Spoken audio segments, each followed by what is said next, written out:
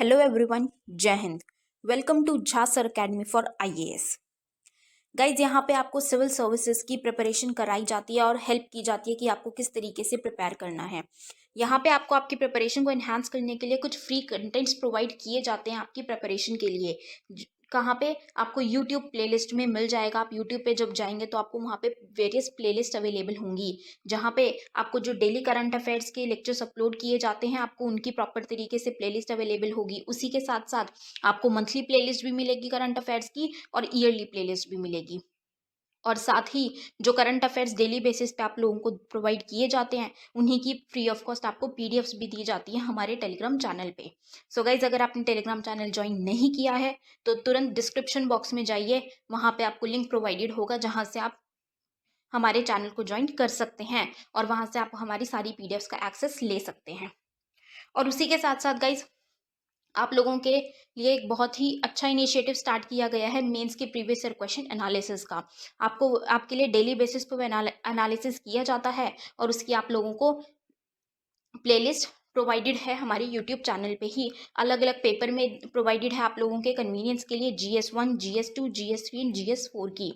उसी के साथ साथ आप लोगों के लिए जीएस के अलग अलग सब्जेक्ट्स की भी प्लेलिस्ट अवेलेबल है। इकोनॉमिक्स है जैसे सीसैट की आप लोगों के पास प्लेलिस्ट होगी और हिस्ट्री की भी प्लेलिस्ट आपको मिल जाएगी जो कि बिल्कुल फ्री होगी, वो आपको यूट्यूब पे ही अवेलेबल होगी। और इन्हीं प्लेलिस्ट में साथ ही साथ नए नए कंटेंट्स भी रेगुलर बेसिस पे ऐड ऑन किए जाएंगे, जिसके लिए आप लोगों को झा सर अकेडमी को रेगुलरली फॉलो करना है और अपनी प्रिपरेशन को एनहांस करना है, राइट। और उसी के साथ साथ गाइज, कुछ पेड कोर्सेज भी हैं जो आप लोगों के लिए लाए गए हैं Jha sir academy for IAS के द्वारा, जो जिन पेड कोर्सेज को झा सर खुद पर्सनली मेंटोर करते हैं, खुद उसको रिलेट करते हैं। जैसे कि जीएस का प्री प्लस मेंस बैच है, बिल्कुल जीरो से तैयारी करवाई जा रही है। झा सर खुद तैयारी करवाते हैं, पर्सनल गाइडेंस आपको दी जाती है, प्रॉपर तरीके से आपको अटेंशन प्रोवाइड की जाती है और बिल्कुल बेसिक से आपको तैयारी करवाई जा रही है आपकी प्रिपरेशन को एनहांस करने के लिए, राइट। तो आप इन कोर्सेज को भी जरूर ज्वाइन कीजिए। जैसे कि एक मेंस का भी आंसर राइटिंग का टेस्ट सीरीज बैच चल रहा है और प्रीलिम्स का भी टेस्ट सीरीज कोर्स चल रहा है गाइज, जो आपको हमारी ऐप पे टेस्ट सीरीज प्रोवाइड की जाएंगी। 10,000 क्वेश्चंस की आपको प्रैक्टिस कराई जाएगी। वो 10,000 क्वेश्चंस आपको कहाँ पे अवेलेबल होंगे? Jha sir academy for IAS की वेबसाइट पे भी अवेलेबल है और हमारा एक ऐप भी है Jha sir academy for IAS. आप अगर डालेंगे तो प्ले स्टोर से आपको वो ऐप मिल जाएगी, आप उसको डाउनलोड कर सकते हैं। वहाँ पे आपको प्रीलिम्स की टेस्ट सीरीज का एक्सेस भी मिल जाएगा और उसी के साथ साथ इतनी बेहतरीन ऐप है कि आपको वहाँ पे स्टडी टूल्स भी अवेलेबल हैं कि आपकी जो स्टडी है आप उसको ट्रैक कर सकते हैं कि आप कितना टाइम इफेक्टिवली स्टडी कर रहे हैं। तो इस ऐप को गाइज ज़रूर ज्वाइन कीजिएगा, डाउनलोड कीजिएगा और वेबसाइट भी अवेलेबल है। उस वेबसाइट पे भी आप जाके सब कुछ एक्सेस कर सकते हैं जो कि ऐप पे अवेलेबल है, right. So guys, Jha sir academy को रेगुलरली फॉलो करते रहिएगा।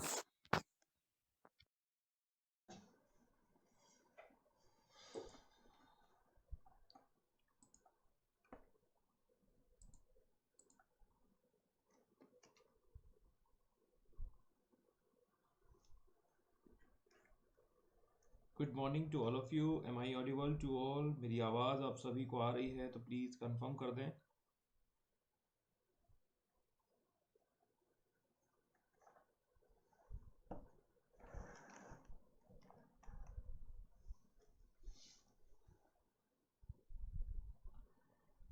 Good morning to all of you.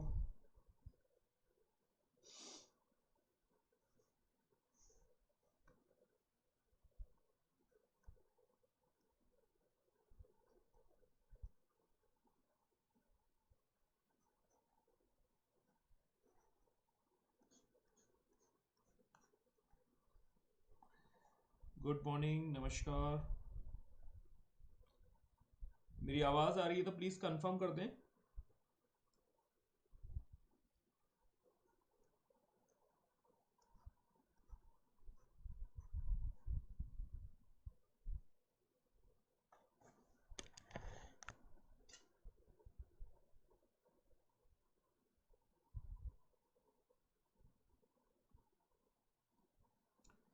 Am I audible to all?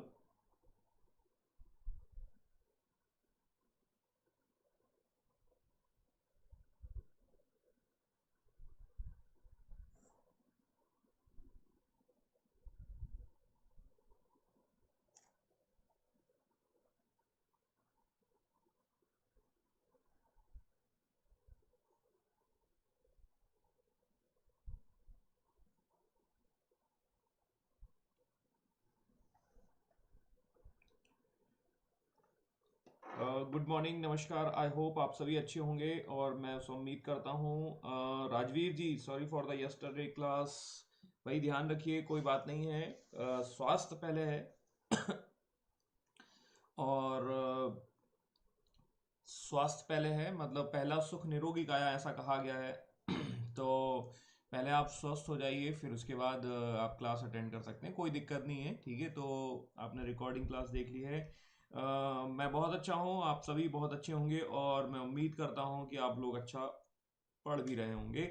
और राजवीर जी, हम दुआ करेंगे आप जल्दी से ठीक हो जाएं। जो ओके, तो कल की क्लास आपने देख ली होगी और मैंने आपको थोड़ा सा बताया था। मैं आपको वापस वहीं लेके आ जाना चाहता हूँ जहां से मैंने कहानी शुरुआत की थी कल। अब थोड़ा सा जो कल हमने सीखा है, उस कल वाली कहानी को हम थोड़ा और अच्छी तरीके से समझ सकते हैं। कैसे? जब हमने पूरा सिस्टमेटिक वे में कल देख लिया है। अब आप देखिए, दोबारा मैं उस फ्लो चार्ट की ओर जा रहा हूँ। ठीक है, हालांकि इस फ्लो चार्ट को मैं थोड़ा सा क्विक तरीके से ले लूंगा, लेकिन ये सारी की सारी चीजें आपको आसानी से समझ में आ जाएंगी।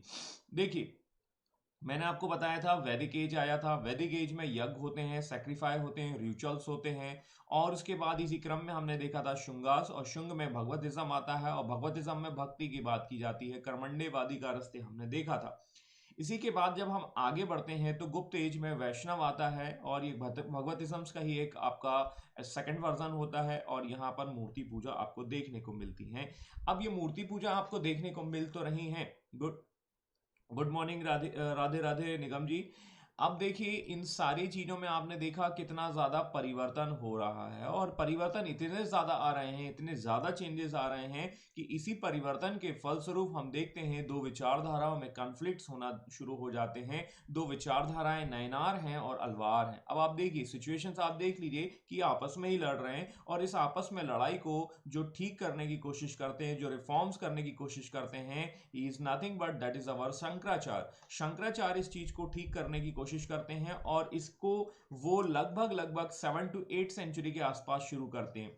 अब देखिए, मैंने आपको ये बताया, तो लेकिन यदि आप देखेंगे एक्चुअली में जो इसका जो मिडेवल एज में जो आपको रिलीजियस डेवलपमेंट देखने को मिलती है, that is in the 12th century. ये 12वीं शताब्दी के आसपास आते हैं, लेकिन इसकी फाउंडेशन शंकराचार्य के द्वारा ही रख दी जाती है। We should consider this point in the ancient, but लेकिन इतिहास में इसे जो है वो मध्यकाल के दौरान रखा गया है, मिडिवल एज के दौरान कहा गया है। और ये 12वीं शताब्दी के आसपास अपने पीक पर होता है, जैसे आज की डेट में कोरोना पीक पर है। और राइट, समझ में आया कि नहीं आया? और इस क्रम में हमें ये लोग देखने को मिलेंगे जो अलग अलग विचारधाराएं लेकर आ रहे हैं। तो Shankaracharya is nothing but he was the person who was talking about the Advaitavad. ध्यान दीजिएगा, मैंने आपको कल बताया था, इसी पॉइंट पर छोड़ा था। अद्वैतवाद, and the Madhvacharya is talking about the Dvaitvad, and these are the different philosophies given by the legends। ठीक है, इन legends के द्वारा दिए गए अलग अलग फिलॉसफी हैं, अलग अलग विचारधाराएं हैं, और इन विचारधाराओं को हमने समझा था लोकसभा और राज्यसभा के माध्यम से। हालांकि ये कॉम्प्लिकेटेड टॉपिक है, बट आपको आई थिंक ये समझ में आया होगा।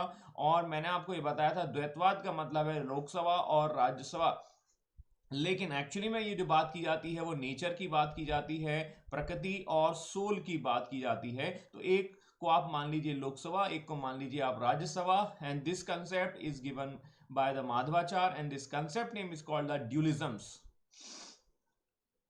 ड्यूलिज्म्स कहा जाता है, और इस तरीके से हमने माधवाचार्य के कंसेप्ट को समझा था।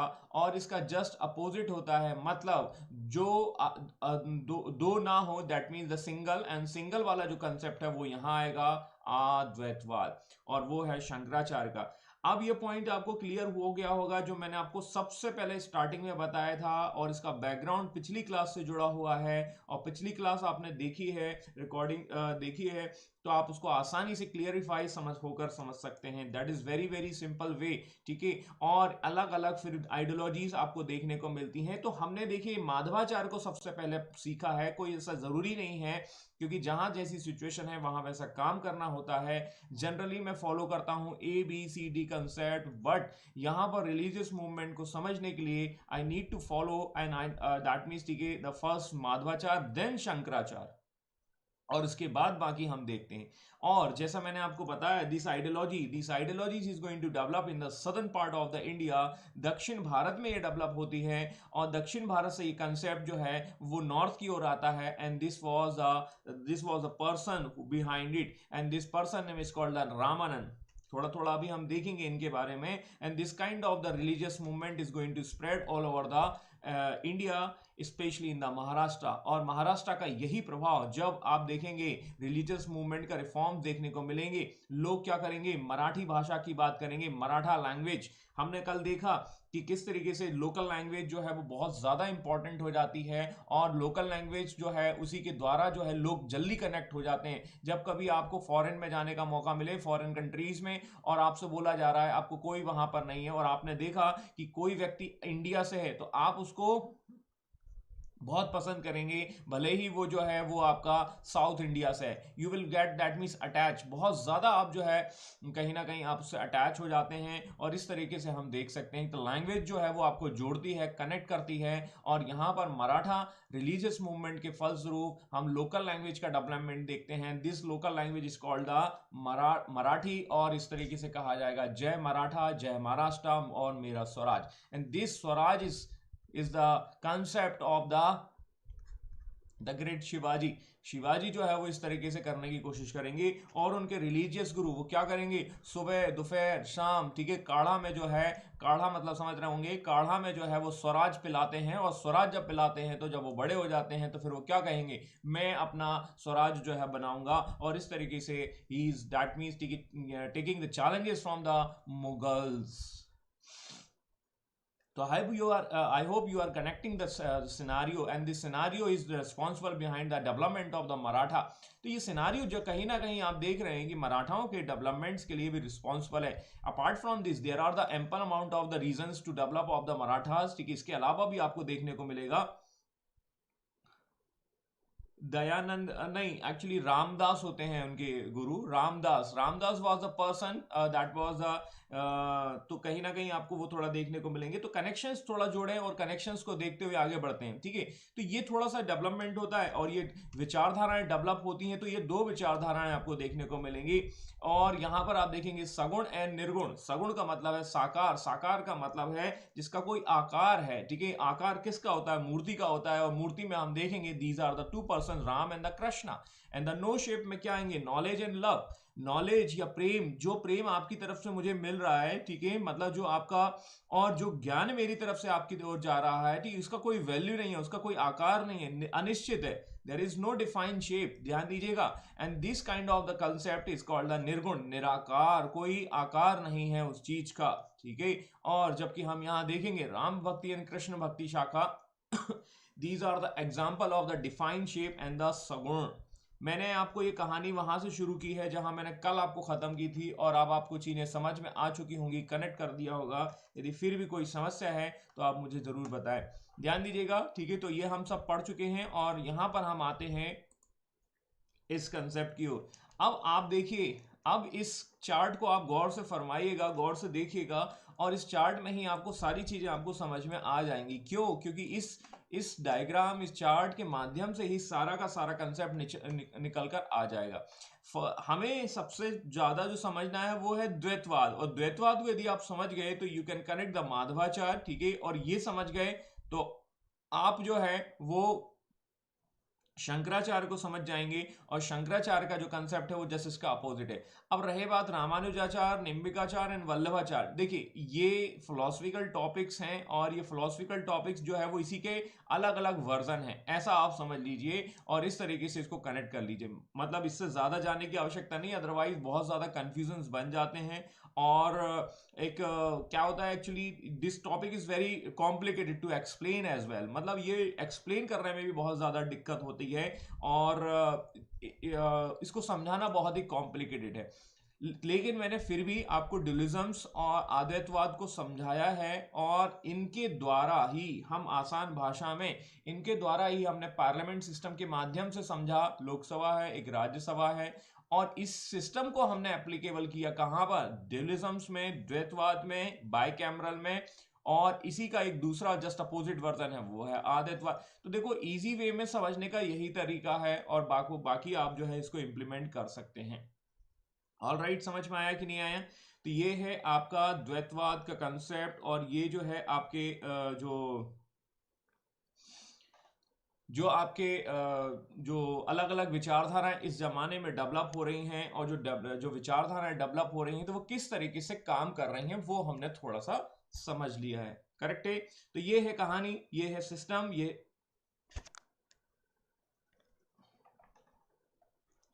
आपका। अब देखिए थोड़ा थोड़ा सा मैं आपको इसके बारे में बता देता हूं कि कैसे कैसे आपको देखने को मिलेंगे। ठीक है, तो देखिए कहानी को थोड़ा सा और आगे बढ़ाते हैं। अब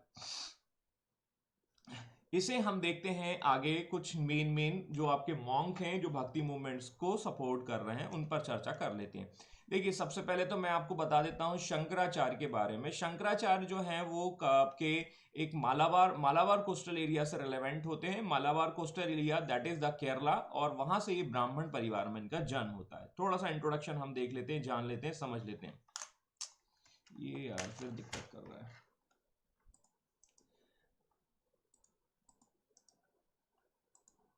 लाइट में चेंज होने की वजह से ये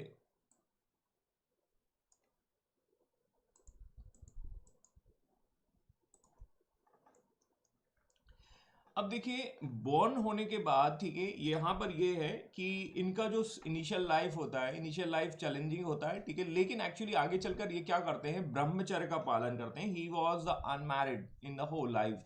ये कभी शादी नहीं करते, विवाह नहीं करते। और चैलेंजेस जो है वो इनको लगातार देखने को मिलते हैं। ठीक है, अब चैलेंजेस कैसे मिलते हैं, एक्चुअली क्या है कि ये क्या करते हैं कि अपना जो रिलीजन है उसमें रिफॉर्म्स को लेकर काम करते हैं, और अपना कंसेप्ट देते हैं अद्वैतवाद। That is just opposite of the Madhvacharya. ध्यान दीजिएगा, माधवाचार्य को सबसे पहले आपको समझना है, और उसके बाद ही ये चीज को समझ में आ पाएगी।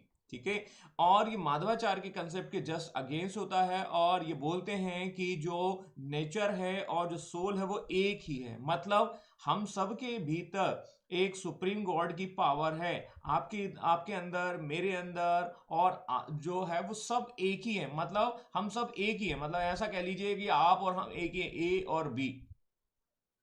ऐसा इनका कंसेप्ट है जिसको आद्वैतवाद कहा जाता है, और ये आद्वैतवाद लेकर आते हैं। ठीक है, ये चैलेंजेस करते हैं, रिलीजियस रिफॉर्म्स को लेकर बड़े बड़े डिबेट करते हैं, और डिबेट करते हैं तो लोगों को समझाते हैं कि भाई ऐसा ऐसा है। और ये रिलीजन्स के रिफॉर्म्स के लिए क्या करते हैं कि मठों की स्थापना करते हैं। जैसा कि देखा कि आपने रिलीजन में बहुत ज़्यादा प्रॉब्लम्स आ चुकी हैं, बहुत ज़्यादा चेंजेस आ चुके हैं, और फिर से उस रिफॉर्म्स को लेकर आने की कोशिश करते हैं, रिवाइव करने की कोशिश करते हैं। That's why he is going to appointed या स्टेबलाइज एंड ए सेंटर्स। वो क्या करते हैं, अलग अलग वेदों से रिलेवेंट जो है मठों की स्थापना करते हैं। जैसे आप देखेंगे कि ये द्वारिका में है, सामवेद की स्थापना करते हैं। इसको नंबर देता हूं 1 2 3 4 लेट सपोज। ठीक है, तो ये जो है वो दूसरा नंबर का यहां होता है। ठीक है, बद्रीनाथ मतलब नॉर्थ में हो जाएगा, ये फर्स्ट नंबर का हो जाएगा। इसके बाद आप देखेंगे पुरी मतलब ये 3 नंबर, और ये 4 नंबर, यहां से आप ऐसा समझ सकते हैं। ठीक है, तो ये आपके धर्म में रिफॉर्म्स हो रहे हैं, या इन चीजों से संबंधित लोगों को आप कैसे बता पाएंगे? तो दीज आर द सेंटर्स। आप नॉर्थ में हो, चाहे साउथ में हो, चाहे ईस्ट में हो, चाहे वेस्ट में हो, आप वहां जाकर सीख सकते हैं, समझ सकते हैं क्या है ये कंसेप्ट। तो इस वजह से ये 4 मठों की स्थापना करते हैं, और इन मठों का व्यवस्था आज भी देखने को मिलती है।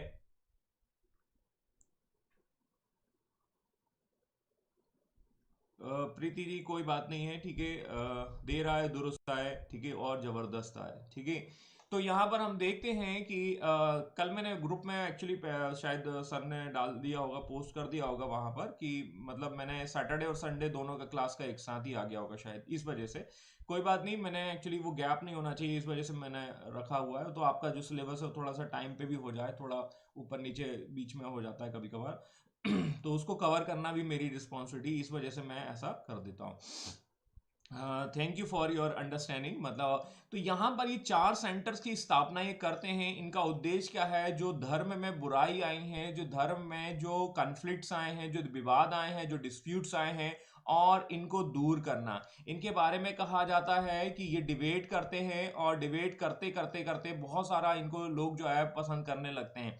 एक बार की कहानी होती है जिसमें क्या होता है कि एक एक मतलब ये एक तरफ तो शंकराचार्य होते हैं और एक तरफ और एक पंडित होते हैं, और उनके बीच में क्या होता है कि डिबेट होता है कि ये अपनी बात कर रहे हैं, ये अपनी डिबेट की बात कर रहे हैं। और ऐसा कहा जाता है कि ये जो पंडित होते हैं वो मैरिड होते हैं, ठीक है, और उनका नाम मुझे याद नहीं आ रहा है। और यहाँ पर आप देखते हैं शंकराचार्य जो है उनके साथ डिबेट कर रहे होते हैं, और ये शर्त रखी जाती है कि यदि शंकराचार्य हार गए तो जो है वो पंडित की तरह जो है वो मैरिड लाइफ जीना शुरू करेंगे, मतलब मैरिड भी रहेंगे। और यदि ये पंडित जीत गए तो इनको संन्यास लेना होगा। इस तरीके की कुछ कहानी देखने को मिलती है। और ये डिबेट चलता है, एक नहीं दो नहीं, लगभग लगभग 17-18 दिन तक जो है लगातार चलता रहता है। और फाइनली जाकर जो है ये पंडित जो है वो आपका डिफीट हो जाते हैं। लेकिन यदि पंडित जो है हार गया तो उस वो क्या करेगा? वो संन्यास ले लेगा और अपनी वाइफ को छोड़ देगा। इन सच कंडीशंस जो है एक बार लास्ट बार उसकी वाइफ भी जो है वो क्या करती है? शंकराचार्य को चैलेंज कर देती है। और जब शंकराचार्य को वो चैलेंज करती है तो वो बताती हैं कि वो मैरिड लाइफ के बारे में जानना चाहती है। शंकराचार्य इस तरीके की बातें मतलब अब जब ये ब्रह्मचारी होते हैं तो इनको ये सारी बातें पता नहीं होती हैं, लेकिन फिर भी उन्होंने इनके आंसर्स को सब कुछ बताया दिया। And finally Pandit mister Pandit was defeated, मतलब बाय इन डिबेट, और शंकराचार्य जीत जाते हैं, या ऐसा ऐसा कहानी देखने को मिलता है। तो ये एक शंकराचार्य का कंसेप्ट है। इनके द्वारा अलग अलग जगह पर ये मठ वगैरह की स्थापना की गई है, वो हम थोड़ा सा समझ लेंगे। इसके बाद हम देखते हैं Ramanujacharya. He is belonging to the Vaishnava. अब देखिए वैष्णव का मतलब क्या हुआ? निर्गुण है या सगुण है? निर्गुण या सगुण, ध्यान दीजिएगा। तो यहां पर हम देखेंगे वैष्णव इज कॉल्ड द सगुण। सगुण का मतलब है शेप, मतलब साकार। और इस तरीके से ये कंसेप्ट देते हैं। तो देखो हमें वो चार्ट हमने देखा है उसी को मेन याद रखना, उसी को समझना है। और उन्होंने वेदांत दर्शन पर आधारित, what does it mean Vedanta? Vedanta is nothing but that is Upanishad. और उपनिषद में क्या बोला गया है? जो रिचुअल्स हैं, जो कर्मकांड हैं, उसको क्रिटिसाइज किया गया है कि वो नहीं होने चाहिए। तो ये सब जो है वो कनेक्टेड हैं आपके वेदांत से। And Vedanta is nothing but that is Upanishad. और उपनिषद वेदों के अंत में लिखे गए हैं या वैदिक लिटरेचर से रिलेवेंट है, और उसी का आधार बनाकर ये उसका अपडेटेड वर्जन लेकर आते हैं। And this updated version is called the विशिष्ट अद्वैतवाद। आया नहीं आया समझ में? क्लियर है? तो ये रामानुजाचार्य की कहानी होगी। निम्बिकाचार्य, अब देखिए he was once again he was the follower of the Krishna and the Radha, ठीक है। राधा कृष्ण के ये क्या होते हैं? उपासक होते हैं। और राधा कृष्ण के उपासक होते हैं, और लोग उन्हें मानते हैं कि शंकर का अवतार है। It mean what does it mean? Once again निर्गुण या सगुण, ये जो है वो सगुण को पसंद करते हैं, या सगुण विचारधारा पे आधारित होगा। अब आप जब जो चार्ट देखते हैं उस चार्ट को आसानी से समझ सकते हैं, कनेक्ट करके देख सकते हैं, और इस तरीके से आप आगे देखना। ये लाइट सही नहीं आ रहा है।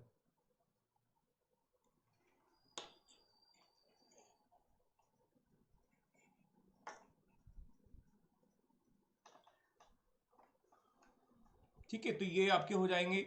आगे बात करते हैं, और ये जो होते हैं he was the contemporary of the Ramanujacharya. Ramanujacharya के कंटेम्प्ररी होते हैं, और इस तरीके से हम इनके बारे में समझ सकते हैं। बाकी निम्बिकाचार्य की कहानी क्या है वो आप देखेंगे, मैंने आपको सब बता दिया है। और ये आगे देखते हैं, बाकी हमें इसमें ज्यादा नहीं जाना, मेन चार्ट को ही समझना है।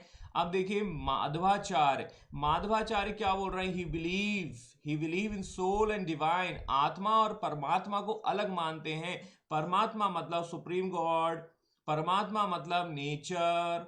इन दोनों चीजों को मतलब इनको इनको एक मान लेते हैं, और ये है आपका सोल। और ये दोनों को अलग अलग मानते हैं। This is one part and this is another part. और इस तरीके से आप समझ सकते हैं कि इस कंसेप्ट को कहा जाता है ड्यूलिज्म। अब ये पॉइंट आपको और बेहतर तरीके से क्लियर हुआ होगा। मेरी बात समझ में आ रही नहीं आ रही है? आज पता नहीं लाइट को बड़ा दिक्कत कर रहा है। तो इस तरीके से ये हमें आइडियोलॉजीज को समझना है, और ये आइडियोलॉजीज हमें यहाँ बता रही है कि माधवाचार्य जो है वो द्वैतवाद को बात करते हैं। लेकिन यदि मैं माधवाचार्य की बात करूं, he is belonging to the Lakshmi Narayan. Lakshmi Narayan के ये उपासक हैं, और लक्ष्मी नारायण मतलब क्या है, दैट मीन्स आइडल या मूर्ति, और ये सगुण को पसंद करेंगे। सगुण का मतलब है साकार, साकार का मतलब है जिसका आकार है, और इस तरीके से हम ऐसा कनेक्ट करके समझ सकते हैं। ठीक है, आगे आते हैं बल्लवाचार्य, जो आपके एक तेलुगु ब्राह्मण होते हैं, बनारस में पैदा होते हैं, और उसके बाद हमें देखने को मिलता है कि वो अपने शिक्षा ग्रहण करने के बाद विजयनगर चले जाते हैं, और विजयनगर के बाद ये कृष्णदेवराय के टाइम पर आपको देखने को मिलते हैं। और कृष्णदेवराय का टाइम पीरियड हमने देखा था 1509 से 1530 के बीच में, तो आप वहां से इनको कनेक्ट करके समझ सकते हैं। 1509 to 1503 that he is related to the Vaishnavism से रिलेटेड है। इसका मतलब क्या हुआ, ये हुआ सगुण। सगुण मतलब साकार और डिफाइन शेप को ये पसंद करते हैं, ये उस विचारधारा पर आधारित है। इनकी कुछ बुक्स भी देखने को मिलती हैं जिनके नाम है सिद्धांत रहस्य और सुबोधिनी। ये इनके द्वारा लिखी गई कुछ पुस्तक हैं जिनमें मैंने अपने विचार प्रकट किए। अब देखिए, अब आगे आते हैं, मैंने आपको ये बताया था कि यहाँ जितने भी आपके जो रिफॉर्मर आ रहे हैं, वो जो संत आ रहे हैं, वो आइडियोलॉजीज लेकर आ रहे हैं, वो दर्शन लेकर आ रहे हैं, वो अपनी अपनी फिलॉसफी लेकर आ रहे हैं। जैसे माधवाचार्य का जो है वो द्वैतवाद है, शंकराचार्य का अद्वैतवाद है, इस टाइप के कंसेप्ट लेकर आ रहे हैं। इसी के साथ साथ ध्यान दीजिएगा, इसी के साथ साथ और रिलीजियस रिफॉर्म्स हो रहे हैं, जिसमें क्या होगा गॉड से कनेक्टिविटी की बात की जाएगी। गॉड से कनेक्टिविटी का मतलब है मोक्ष की बात की जाएगी, और मोक्ष करने के लिए या मोक्ष से या गॉड से कनेक्ट करने के लिए सगुण और निर्गुण वाला डेवलपमेंट भी देखने को मिलता है।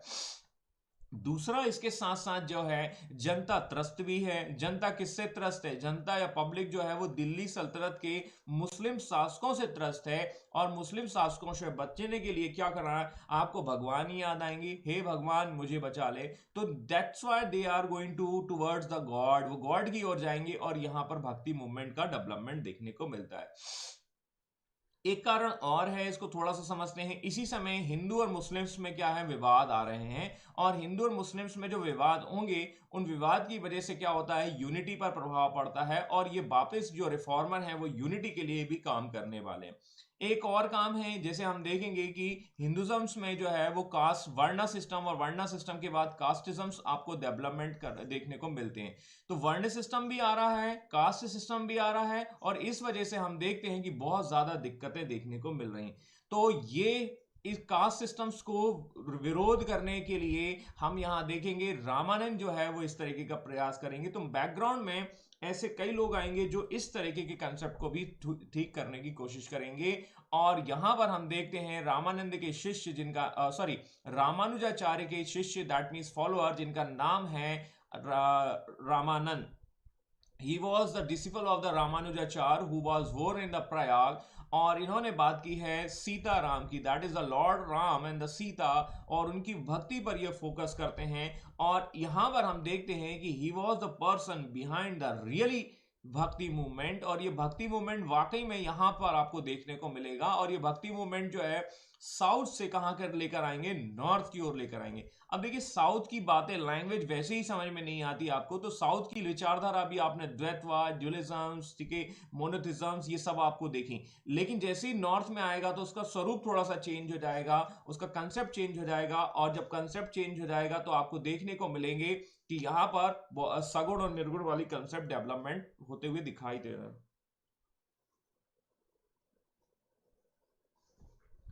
और सगुण और निर्गुण वाले कंसेप्ट जब डेवलप होंगे तो ये क्या बोलेंगे, रामानंद बोलते हैं कि मुझे जाति से कोई लेना देना नहीं है। इनके जो सारे के सारे जो फॉलोअर होंगे वो डिफरेंट डिफरेंट जाति से आते हैं। और जैसे हम देखेंगे कि अभी हमें गुरु नानक देखने को मिलेंगे, गुरु नानक क्या करते हैं कि एक लंगर व्यवस्था लेकर आते हैं, और लंगर व्यवस्था में क्या बोला जाता है कि हम सारे के सारे एक साथ बैठकर खाना खाएंगे।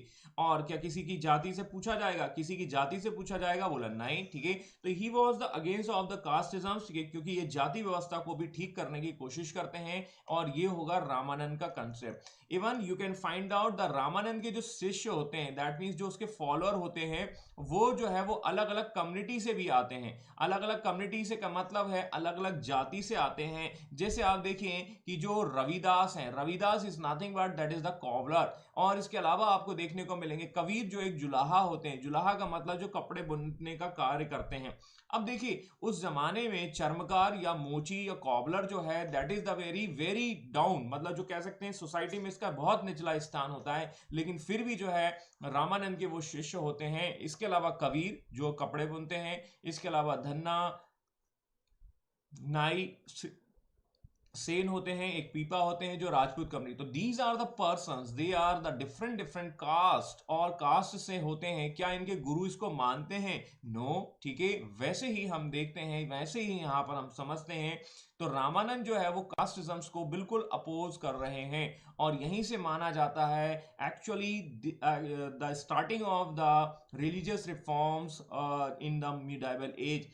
अब देखिए मैंने आपको कितनी सारी चीजें बता दी हैं, और कितनी सारी चीजों को हम कनेक्ट करके देख सकते हैं। देखो मैंने आपको बताया सूफिज्म बताया, भक्ति मूवमेंट बताया। भक्ति मूवमेंट में आप देखेंगे फिलॉसफी देखी हमने, माधवाचार्य, शंकराचार्य, निम्बिकाचार्य, ये सब हो रहा है। इसी के साथ साथ हमें देखिए दो आइडियोलॉजी भी देखने को मिल रही हैं, और वो आइडियोलॉजीज हमने सगुण और निर्गुण के फॉर्म में भी देखी है।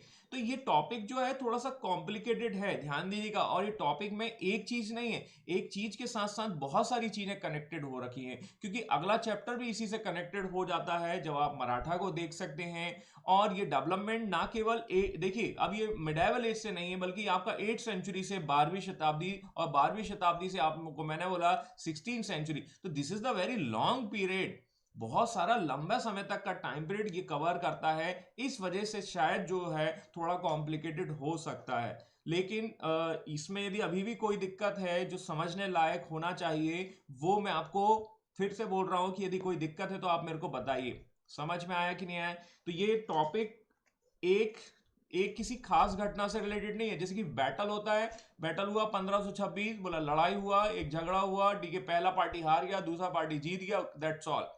ये वो नहीं है, ये एक कंटिन्यूस चलने वाला एक रिफॉर्म्स है, और रिफॉर्म्स जो है वो आपको एक समराइज वे में समझने हैं, ठीक है। जैसे आपने 6th सेंचुरी बीसी में क्या पढ़ा? 6th सेंचुरी बीसी में आपने ये देखा कि जैन और बौद्ध आ रहे हैं, जैन बौद्ध आ रहे हैं, आपके आते ही रहेंगे, वो आ चुके हैं और उनका डेवलपमेंट हो चुका है। हाँ, लेकिन उसके बाद हम देखते हैं कि वो हीनयान और महायान जो आइडियोलॉजीज हैं वो बाद में डेवलप होती हैं, और उसके बाद इसमें वज्रयान आता है, और उसके बाद उसका डाउनफॉल होता है। तो एक सीक्वेंस देखने को मिलती है।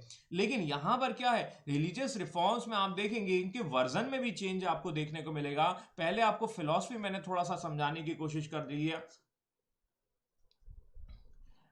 Thank you. मैं वही बोल रहा हूँ कि यदि इसमें कोई दिक्कत हो तो मेरे को जरूर बताइएगा, यदि प्रॉब्लम्स हैं। तो फिलोसफिकल हमने फॉर्म में देखा पहले, फिर फिलोसफी से ही जुड़ा हुआ है रिलीजन में रिफॉर्म्स, और रिलीजन में रिफॉर्म में कास्ट को भी खत्म करने की कोशिश की गई है। सगुण और निर्गुण जो है विचारधारा डेवलप हो रही है, यूनिटी की बात की गई है। इस तरीके से ये टॉपिक बड़ा डायमेंशन वाला है, और इसलिए मैं आपको बार बार बोल रहा हूँ थोड़ा सा ये क्या है कि कॉम्प्लिकेटेड हो सकता है, ठीक है। और यदि कोई दिक्कत है तो कबीर को याद करिए, ठीक है। और कबीर आते हैं, कबीर को क्या बोला गया है? कबीर को मैंने आपको बोला ही वॉज द पर्सन, ठीक है, ही वॉज अगेंस्ट द कास्टिज्म्स। क्या वो कास्ट सिस्टम को पसंद करते हैं? बिल्कुल नहीं करते हैं। मैंने आपको कल ही बताया था कि जाति ना पूछो साधु से, पूछ लीजिए ज्ञान। क्या मैंने आपसे आपकी जाति पूछी? कि जब आप यहाँ क्लास लेने आ रहे हैं, क्या आपने मेरी जाति पूछी? नहीं। नॉलेज को आपने प्रायोरिटी दी है, और नॉलेज को जब प्रायोरिटी दी है तो हमें कबीरा सारा रा रा रा ही याद आते हैं। मेरी बात समझ में आ चुकी होगी आपको। And he was the contemporary of the Sikandar Lodhi. अब सिकंदर लोधी का टाइम पीरियड आप मोटे तौर पर समझ लीजिए कब कितना होगा, और ये टाइम पीरियड लगातार डेवलप हो रहे हैं, ये रिफॉर्म्स लगातार आ रहे हैं। हाँ, हमने सारे जितने भी रिफॉर्मिस्ट आए हैं उनको एक जगह लाकर पढ़ने की कोशिश की है, और इसीलिए इसे मिडाइवल एज का रिफॉर्म्स कहा जाता है, जो रिलीजन से संबंधित है, या भक्ति मूवमेंट या सूफी मूवमेंट से संबंधित है। I hope this point is very very much clear. लेकिन कबीर कबीर क्या बोलते हैं? कबीर ये बोलते हैं कि कबीर को बराबर लोग दोनों मानते हैं। अब देखिए, कबीर का कंसेप्ट है नॉलेज पर बेस है, और नॉलेज का कोई धर्म होता है क्या? कबीर जो है वो नॉलेज पर फोकस है। That means Kabir is talking about the knowledge, और नॉलेज जो है वो मुस्लिम होता है क्या? नॉलेज क्या हिंदू होता है क्या? नॉलेज जो है आपका बौद्धिज्म होता है क्या? नॉलेज आपका जैनिज्म से रिलेटेड होता है? बिल्कुल नहीं होता है। तो नॉलेज का कोई धर्म नहीं होता है। इसी वजह से कबीर को ना केवल हिंदू बल्कि मुस्लिम कम्युनिटी के लोग भी उतना ही मानते हैं, और ये कहते हैं भक्ति को बोलिए, दैट मीन्स कि मोक्ष का मार्ग बनाया। और भक्ति किस तरीके से करनी है? नॉलेज की भक्ति करनी है, आप ऐसा समझ लीजिए। तो knowledge is very very important to get the salvation. This is the new concept that is given by the Kabir. क्या ये किसी राम की भक्ति की बात करते हैं? क्या ये किसी कृष्ण की भक्ति की बात करते हैं? या क्या ये किसी अलग भगवान की भक्ति की बात करते हैं? No, he was talking about the knowledge and knowledge and knowledge only. आपको मैं एक उदाहरण देना चाहता हूं। our prime minister, our president of India, the name is called the APJ Abdul Kalam. He was the persons, आप देखिए उस बंदे को, इसकी सिंप्लिसिटी को देखिए कि वो बंदा जो है हमारे यहाँ का सबसे बड़ी पोस्ट पर रहा है और कितना सिंपल लाइफ जिया है। पूरा लाइफ उसने, क्या उसको आप हिंदू और मुस्लिम का धर्म से बोलकर मतलब उस कनेक्ट कर सकते हैं? नहीं, उस व्यक्ति की अपमान हो जाएगा। और वो उस व्यक्ति ने मतलब रिलीजन्स को कोने में रख दीजिए, आप कभी बात ही नहीं कर सकते हैं। मेरी बात समझ में आई कि नहीं? कट्टरता, ये सब चीजें बकवास हैं, ठीक है। और किसी भी धर्म में कट्टरता जब होती है तो गड़बड़ हो ही जाता है। तो आप देख लीजिए कि he was a very famous personality. ना केवल हिंदू बल्कि मुस्लिम सभी धर्म के लोग जो है उनकी रिस्पेक्ट करते हैं। Even the politicians as well, ठीक है, इवन द फिल्म स्टार और सब कुछ, ठीक है। और आप में से कई लोगों के मतलब वो आइडल पर्सन भी रहे होंगे, ठीक है, या आप उनको एक मोटिवेटर के रूप में भी देखते हैं। एक डाउन टू अर्थ व्यक्ति जो है वो डाउन से जो है उठा, एक फर्श से कह सकते हैं अर्श तक का सफर तय किया है, और आप वहां से आप समझ सकते हैं। तो ये है नॉलेज का इम्पैक्ट, और नॉलेज का एक अच्छा उदाहरण है एपीजे साहब, ठीक है। तो ये नॉलेज के बेस पर क्या रिलीजन्स की बात हो रही है? नो। समझ में आया कि नहीं है? इसीलिए मैं कहता हूं कि गौरी जैसा बनने की कोशिश करिए। गौरी क्या कर रहा है? गौरी आपको बहुत कुछ सिखा रहा है, गौरी ने आपको बहुत कुछ देखने को मिला। इसके बाद हम देखते हैं उनके व्यू भी सबसे अलग थे। बिल्कुल सही कहा आपने, ठीक है। और आज के नेताओं या वारी सारी चीजों को थोड़ा सा हमें रिफॉर्म्स करने की जरूरत है, और यही चीज समझाने की जरूरत है। कबीर के जो दोहे हैं आप उनको पढ़ने की कोशिश करिएगा, और कबीर के दोहे यही कहते हैं, and it was all dohas is going to compile in the Bijak, and this was the. अब देखो, कबीर कभी पढ़े लिखे नहीं थे। कबीर जो है वो लिटरेट नहीं थे, लेकिन उनके द्वारा जो कुछ भी कहा गया है वो एक लोकल भाषा में कहा गया है, जनता की भाषा में कहा गया है, फिर भी लोगों को वो कनेक्ट कर पाए। और हमारे यहाँ के एक श्री श्री 1008 नरेंद्र मोदी जी हैं, वो ये कहते हैं कि कठिन प्रश्नों को पहले हल कर लीजिए। अरे मतलब देख रहे हो आप, ठीक है, कि लोग जो है मतलब पसंद करते थे, तो अब लोग उनको क्या वैसे ही आपको नफरत करने लगेंगे। तो ये थोड़ा सा चेंज, ये सिनारियो जो है आज के देखने को मिलेगा। तो कबीर लोकल लैंग्वेज या जन भाषा का प्रयोग करते हैं, पढ़े लिखे ना होते हुए भी लोगों से अटैच होते हैं, और अटैच जब होते हैं तो हिंदू मुस्लिम्स जो है वो एक साथ आते हैं, ठीक है। सिमिलरली जैसे हमने दरगाह में देखा था, आप देख लीजिए दरगाह में हिंदू भी जाते हैं और मुस्लिम भी जाते हैं। क्यों? क्योंकि वहां के जो संत या फकीर जो होते हैं वो यूनिटी की बात करते हैं, और यूनिटी हिंदू और मुस्लिम्स में की जाती है। सेम कबीर जो है वो दोहों के माध्यम से समझाते हैं। जाति नहीं पूछिए, नॉलेज की बात करिए, और ये कंपाइलेशन मिलता है आपको बीजक में। And the next one is called the Guru Nanak. Once again, there is another person, he was the person who was coming with the new ideology. वो एक वो नई विचारधारा की ओर लेकर आते हैं। अब देखिए ये क्या है, इनका कंसेप्ट को थोड़ा सा समझने की कोशिश करिए। मैंने आपको क्या बोला कि आइडल्स या मूर्तियां कब आती हैं? मूर्तियों का जो प्रचलन है वो गुप्त एज में आता है। अब देखिए गुप्त एज में हमें मूर्तियां देखने को मिलती हैं, करेक्ट है। क्या इसके पहले मूर्तियां थी? बिल्कुल नहीं था। क्या टेंपल था? बिल्कुल नहीं था। क्या तीर्थ यात्रा हुआ करती थी? बिल्कुल नहीं हुआ करती थी। यस, बिल्कुल सही कहा आपने। This is one of the best example, is called the Ajmer dargah. आप कहीं भी चले जाइए, किसी भी दरगाह में चले जाइए, वहां आपको गुरुवार के दिन भीड़ जरूर देखने को मिलेगी।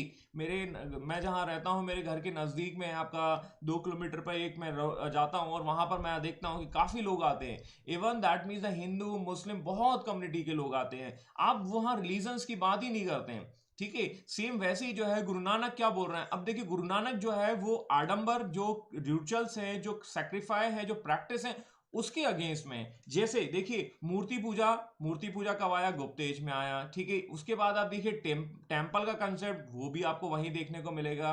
और इसी से जुड़ा हुआ है तीर्थ यात्राएं, जो पिलग्रिम्स जो हैं एक इधर से एक स्थान से दूसरे स्थान पर जाते हैं, वो कंसेप्ट भी डेवलप हो रहा है। बोला कहाँ जा रहा है, बोला वो वाले मंदिर में जा रहा है, वो वाले भगवान के पास जा रहा है, अरे तुम अपना काम धंधा छोड़कर पता नहीं कहां कहां घूम रहे हो, ठीक है, ये बकवास, ठीक है। तो इस तरीके से जो है, जब गुरु नानक को जब इस चीज का रियलाइज होता है तो बोला no, there is that means the murti puja बकवास, ठीक है, तीर्थ यात्रा अनदर बकवास, ठीक है, कर्मकांड बोला ये और बड़ी बकवास, ठीक है, आडंबर ये उससे बड़ा बकवास, ठीक है।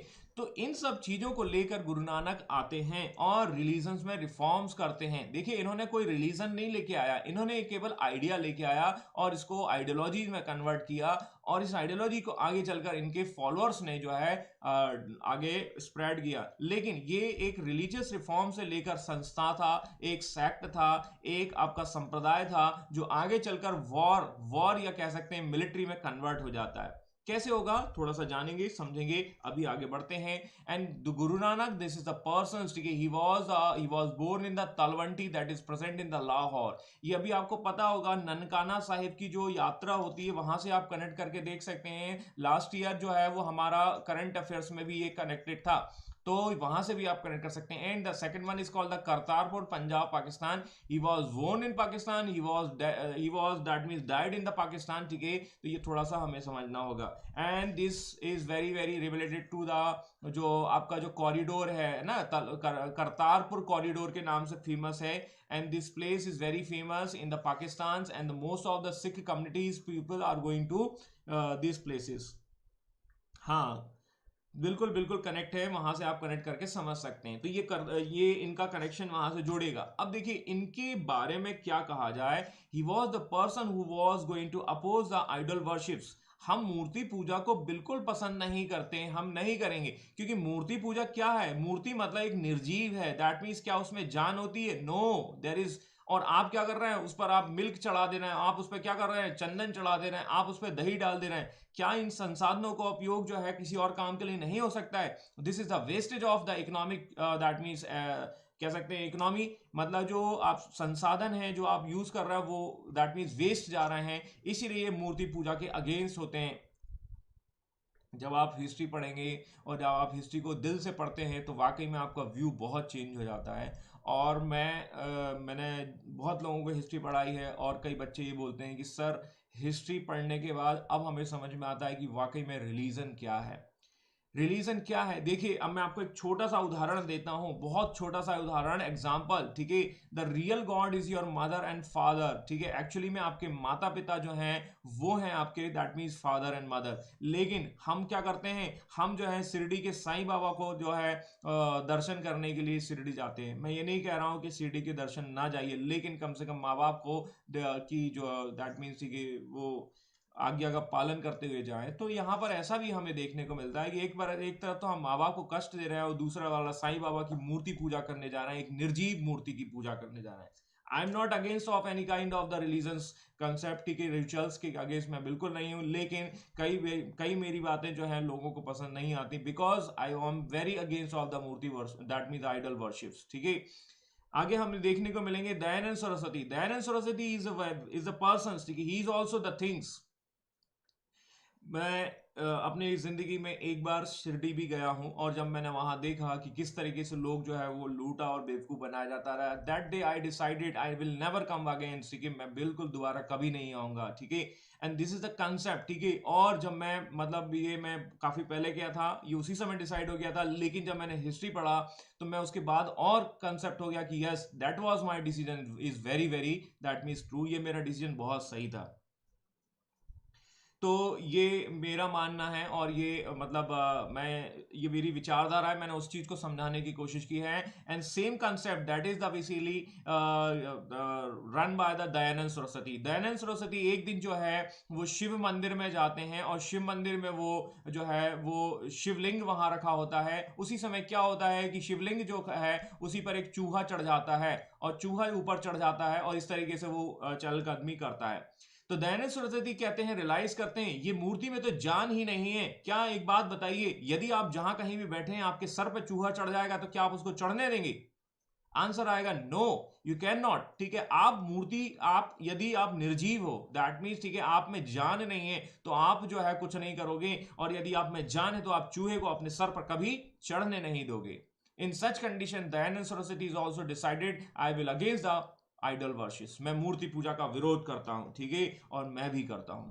तो मूर्ति पूजा को अगेंस्ट करते हैं गुरु नानक। वो कहते हैं दैट मीन जो पिलग्रिम्स जो यात्राएं करते हैं वो उसके अगेंस्ट में है। अरे आप, भगवान सबके अंदर है, दैट मीन्स दैट सोल आपकी पवित्र होनी चाहिए, and each and everyone having the God. अब ये देखिए, वही तो बताया था अभी मैंने आपको, देखिए द्वैतवाद, द्वैतवाद का मतलब है that means the soul, and soul के साथ साथ क्या जुड़ा हुआ है? सोल के साथ सुप्रीम गॉड की सोल जुड़ी हुई है। ठीक है, शंकराचार्य यही तो कह रहे हैं। तो आप सबके अंदर भगवान है, इसे उधर उधर भागने या झांकने की कोशिश ना करें। आडंबर, दैट मीन्स आडंबर ही है, जो कल मैंने आपको बताया था दुर्गा पूजा में हम क्या कर रहे हैं, हम जो है दुर्गा पूजा में पंडाल बना रहे हैं, ठीक है, गरबा कर रहे हैं, ये आपके ये सारी चीजें जो है आपको देखने को मिलेंगी। आपको जो है कहीं ना कहीं जो थोड़ा सा देखना है कि रियलिटी में थोड़ा सा जीना है, वाकई में ह्यूमनिज्म जो है वो उसको इंपॉर्टेंस देना है, रिचुअल्स या रिलीजियस एक्टिविटीज बहुत ज्यादा। अब आज आप देखिए, एक और मैं आपको उदाहरण बताता हूँ, आडंबरों में एक और उदाहरण है, धार्मिक आडंबरों में एक और उदाहरण है। आप देखेंगे कि बड़ी तरीके से आप डीजे डीजे बहुत तेजी से बजता है, ना केवल डीजे बजता है और वो उसकी आवाज या वॉल्यूम जो है वो बहुत ज्यादा तेज होता है, और उस डीजे पर कभी भी गणेश जी का गाना नहीं चलता। मैंने तो देखा है कि गणेश जी भी डीजे पर नाचते हुए दिखाई देते हैं, ठीक है, और वो गाना आपको क्या होता होगा, ठीक है, वो मुन्नी और वो शीला यही चलता है।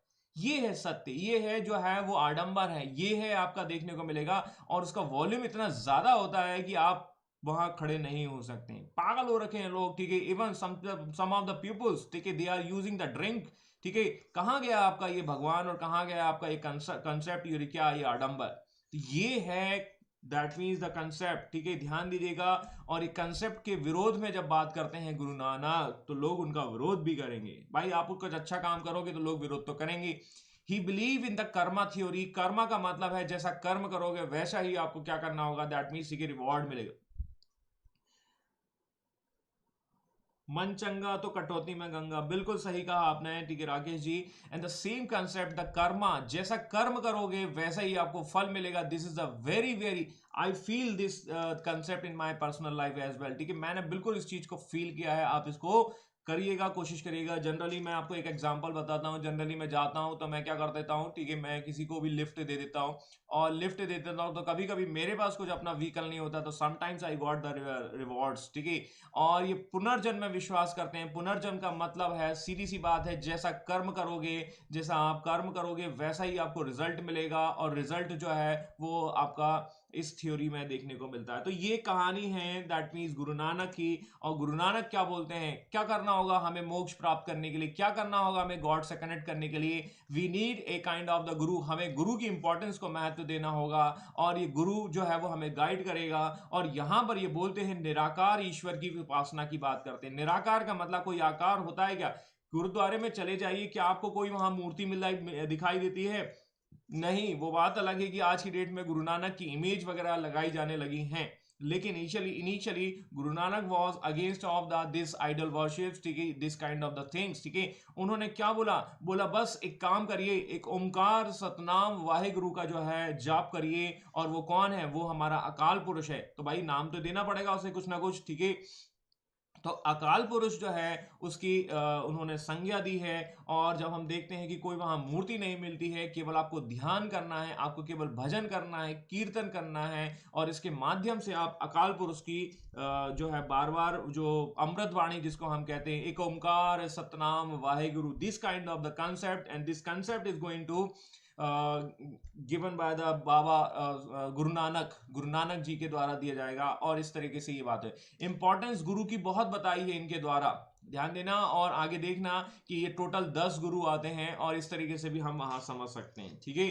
आगे हम देखते हैं कि गुरु नानक, अब देखिए गुरु नानक सिख कम्युनिटी से आते हैं, आगे चलकर इनके फॉलोअर जो है वो सिख कहे जाएंगे। लेकिन हमें एक बाबा फरीद मिलते हैं। बाबा फरीद कहां से रिलेटेड है भाई, और बाबा फरीद किस धर्म से रिलेटेड है, इनका धर्म क्या है? इनका धर्म अलग है, इनका धर्म अलग है, लेकिन फिर भी ये क्या करते हैं, यूनिटी की बात करते हैं, एकता की बात करते हैं, और ये रिफॉर्म्स की बात करते हैं। जो धर्म में रिफॉर्म्स होने चाहिए, जो रिलीजन्स में रिफॉर्म होने चाहिए, जो सोसाइटी में रिफॉर्म्स होने चाहिए, उन सब की ये बात करते हैं। और नाम है Baba Farid. And Baba Farid is nothing but he was belonging to the Chishti community. Do you remember? Chishti community से हैं संबंधित, या ध्यान दीजिएगा मैंने आपको बताया था ये चिश्ती कम्युनिटी से रिलेटेड हैं। और इन्होंने जो है वो बाबा फरीद, और बाबा फरीद ने ही कंट्रीब्यूशन दिया गुरु ग्रंथ साहिब में, ये हमने पीछे देखा है और समझा है। इस तरीके से हम देखते हैं। ऐसा भी कहा जाता है कि बाबा फरीद वाज द पर्सन, ठीक है, हु वाज फाउंडेड। ये भी क्या करते हैं, ठीक है, दैट मीन्स, ठीक है, वो कहीं ना कहीं क्या है कि जो गुरु ग्रंथ साहिब में अपनी शिक्षाएं या टीचिंग्स को देते हैं। And these are the Guru, that means जो इस कम्युनिटीज में आते हैं। जैसे आप देखेंगे सबसे पहले गुरु नानक आते हैं। अब देखिए इनका टाइम पीरियड को गौर फरमाइएगा, ये 15 सेंचुरी तो 16 सेंचुरी के आसपास हो रहा है। और अभी मैंने आपको बताया कि जो रिफॉर्म्स है वो शुरू होते हैं शंकराचार्य से 7 to 8 सेंचुरी के आसपास। तो आप देख लीजिए कि कितना ज्यादा एक लंबा टाइम पीरियड, एक सफर तय किया जा रहा है रिलीजन्स के रिफॉर्म्स को लेकर। तो इसीलिए क्या है कि इस टॉपिक में आपको डाइवर्सिटीज बहुत देखने को मिलती हैं, और डाइवर्सिटीज देखने को मिलती है तो थोड़ा समझने में दिक्कत हो सकती है। मैंने आपको पहले ही बोला है, ठीक है, इस तरीके से आप कहानी को कनेक्ट करके समझें। गुरु नानक के बाद अंगद आते हैं, अंगद के बाद अमरदास आते हैं, अमरदास के बाद रामदास आते हैं, और रामदास के बाद आपको देखने को मिलेंगे गुरु अर्जन देव। अब देखिए क्या होता है, देखिए मैं आपको यहां पर एक सिचुएशंस देखने को बोलता हूं, ठीक है। यहीं पर क्या होता है कि बीच में जब आप देखेंगे अमरदास का टाइम पीरियड आता है, और यहां पर जो है अकबर क्या करता है, अकबर एक लैंड जो है वो दान देता है। किसको देता है? सिख कम्युनिटी को। As Akbar was a very liberal ruler, और ये क्या करता है, एक भूमि दान देता है, और आगे चलकर इसी पर हरमिंदर साहिब बनाया जाता है। And Harmandir Sahib is nothing but that is the famous golden temple, ठीक है। अंग्रेज जो है इसे इस गोल्डन टेम्पल का नाम दे देंगे आगे चलकर।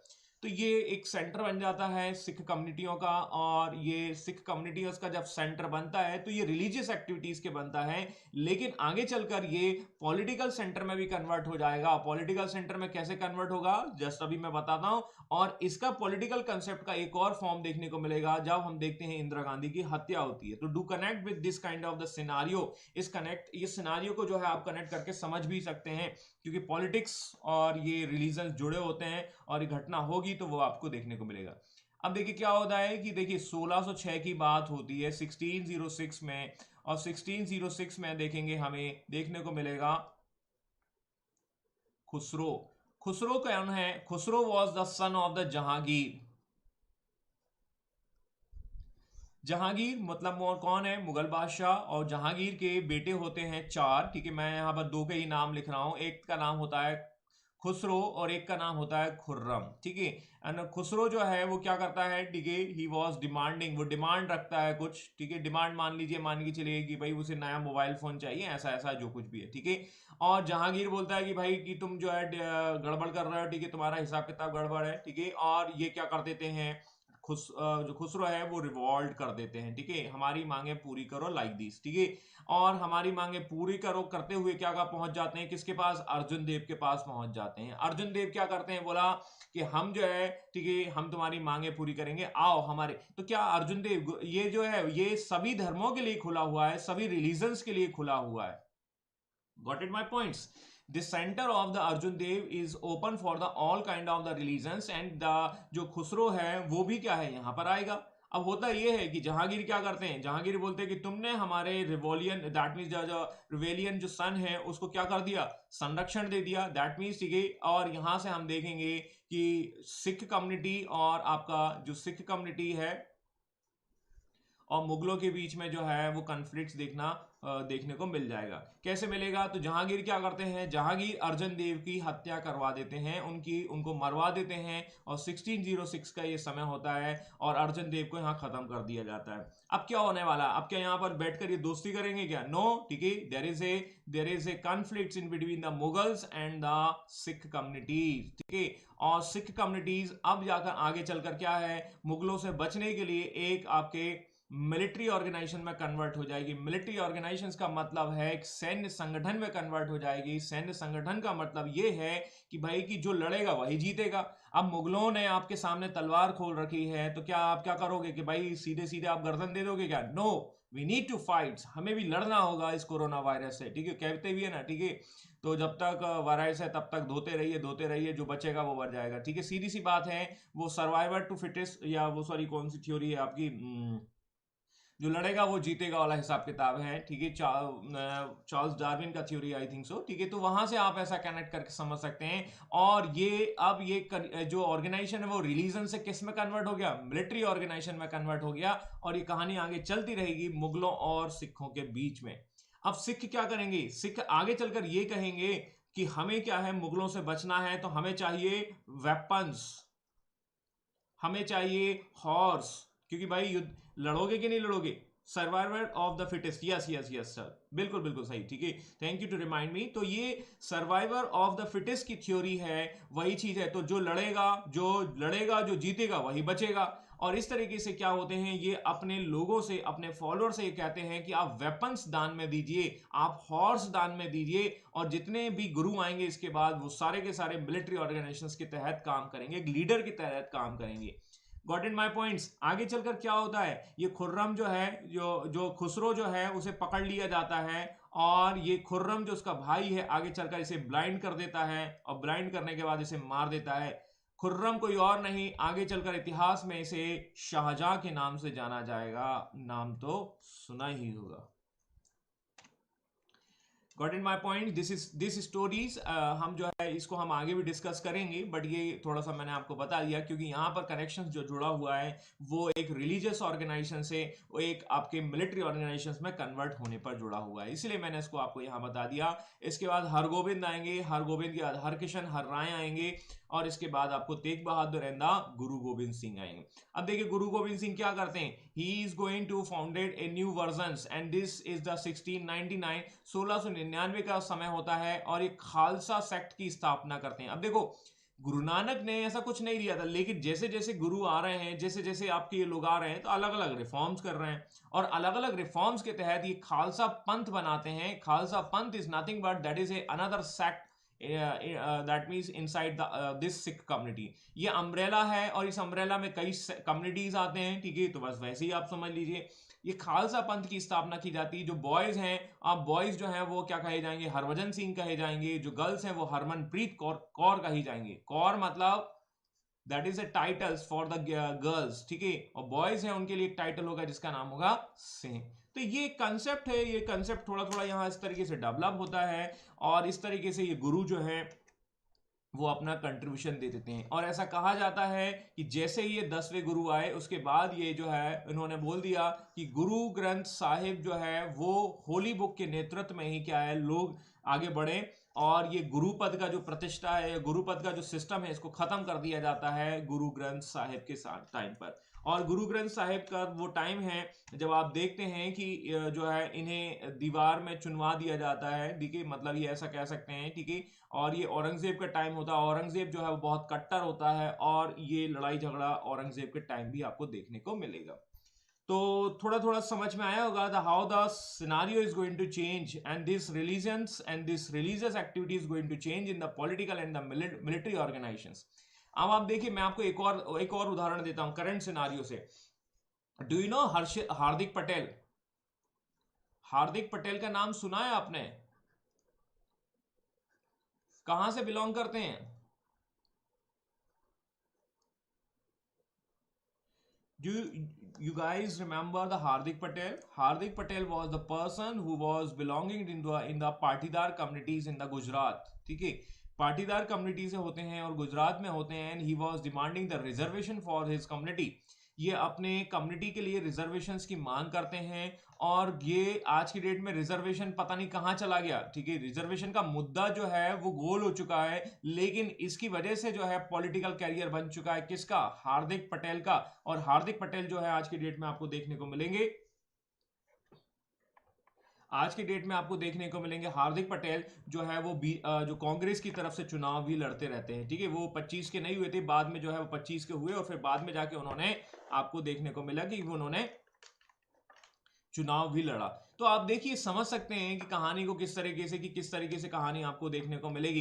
तो देखिए अब ये क्या है, एक पॉलिटिकल ऑर्गेनाइजेशन जो है उसमें क्या है, मतलब रिजर्वेशन वाला मुद्दा है उसको आपने किस में चेंज कर दिया, पॉलिटिकल क्राइसिस में चेंज कर लिया। मतलब रिजर्वेशन मतलब किस कम्युनिटी के लिए, वो है आपकी पाटीदार कम्युनिटी, मतलब रिलीजन। और रिलीजन को आपने कन्वर्ट किस में कर दिया, आपने कन्वर्ट कर दिया है उसे एक पॉलिटिकल सिनारियो में। और भला किसका हुआ, पाटीदार समाज का बिल्कुल नहीं हुआ, भला केवल और केवल हार्दिक पटेल का हुआ। और ये आप समझ सकते हैं, ठीक है। तो ये थोड़ा सा अब लोग बेवकूफ़ी की तरह क्या है करते हैं कि ब्लाइंडली जो है उनको फॉलो करने की कोशिश करते हैं और कहानी आपको देखने को मिल जाती। तो ऐसे कई एग्जांपल्स आज की डेट में आपको देखने को मिल जाएंगे जो आप आसानी से यहां समझ सकते हैं। I hope you are getting my point what I am saying. मेरी बात समझ में आ चुकी होगी आपको।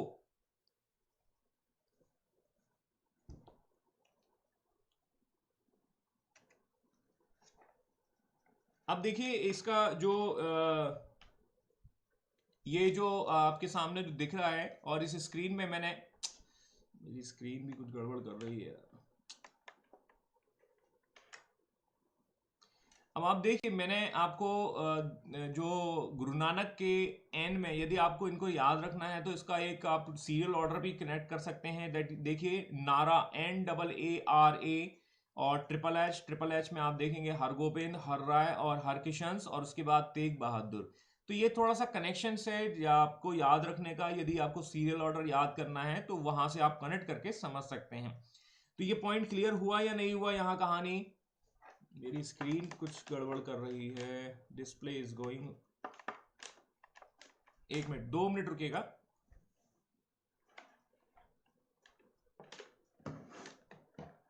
चलते चलते क्या हो जाता है।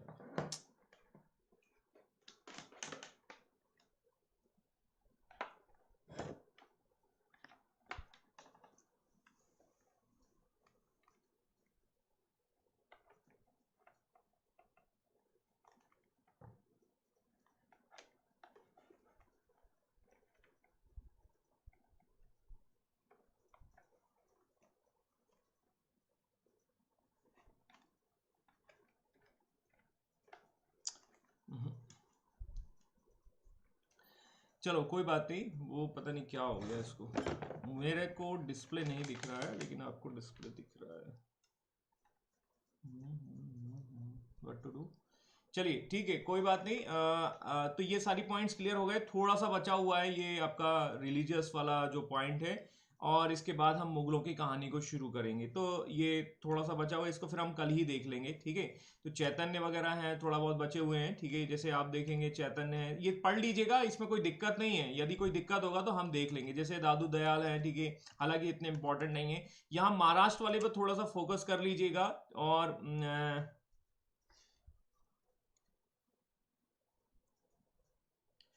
खुतवा का मतलब क्या है, देखिए खुतवा का मतलब ये है कि वो ओथ नहीं लेता। ओथ का मतलब है शपथ।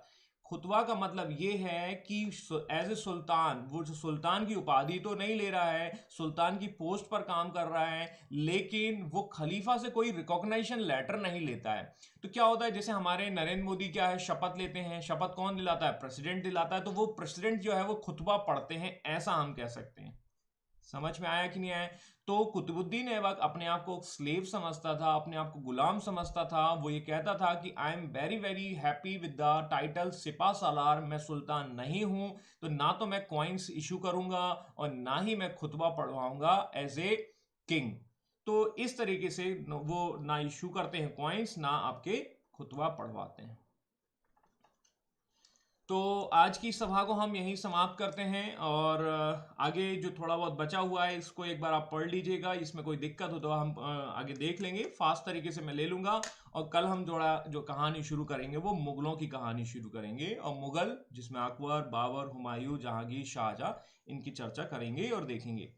तो थैंक यू, गुड डे, और बहुत बहुत आपका धन्यवाद, ठीक है। और thank you for your kind attentions. आपको मजा आया होगा आज की कहानी में, आज की इस क्लास में। तो आज की सभा को हम यहीं समाप्त करते हैं। Take care, bye bye. मैं जरा स्क्रीन को देख लेता हूँ क्योंकि इसमें भी कुछ प्रॉब्लम आ रही है।